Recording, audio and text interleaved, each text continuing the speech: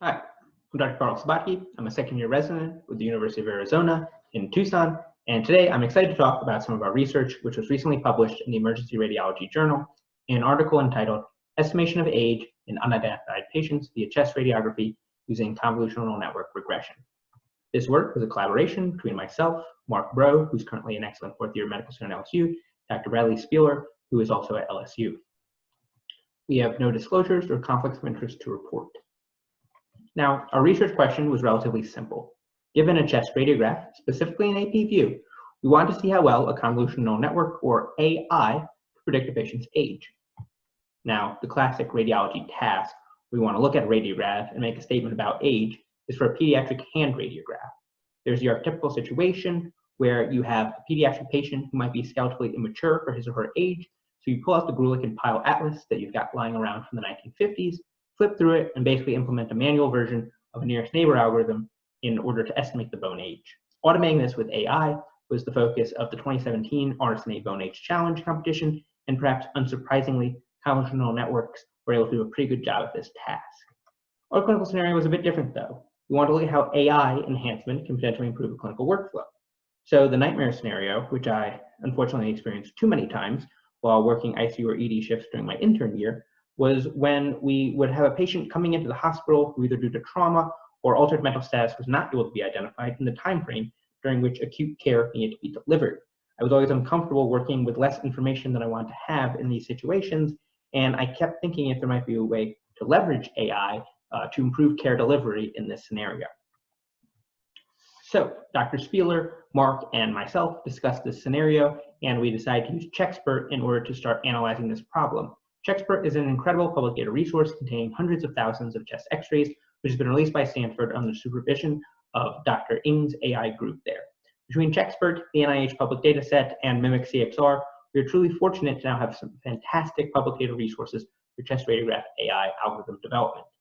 So we kept our modeling relatively simple for AI. We focused on the ResNet 50 and DenseNet 121 architectures, and then utilized a regression-based head for the neural network. This means that we weren't treating the neural network mathematically as a classifier, trying to put the images in category A, category B. So for example, saying something's pneumonia or not pneumonia.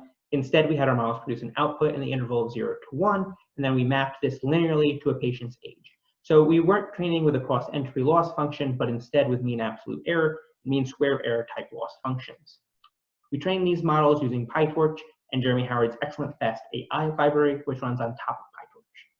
But before we could jump in and start training these networks, we had to understand the age distribution of this public data set that we were modeling.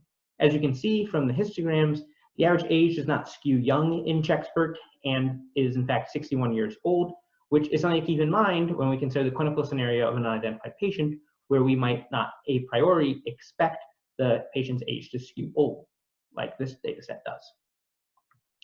So as a window into the development process, we trained using 160,000 images from Checksport on a NVIDIA GTX 1080 Ti GPU, and it took about 30 to 45 minutes for each training epoch with the ResNet 50, and 45 minutes to 1 hour to train the DenseNet 121, depending on whether or not all of the model weights and parameters were unfrozen during the training epoch, or if we were training a subset of model layers along with batch norm parameters in a frozen training scenario.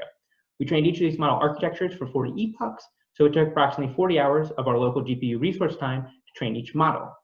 So after these 40 hours were up, we then were able to extract these results.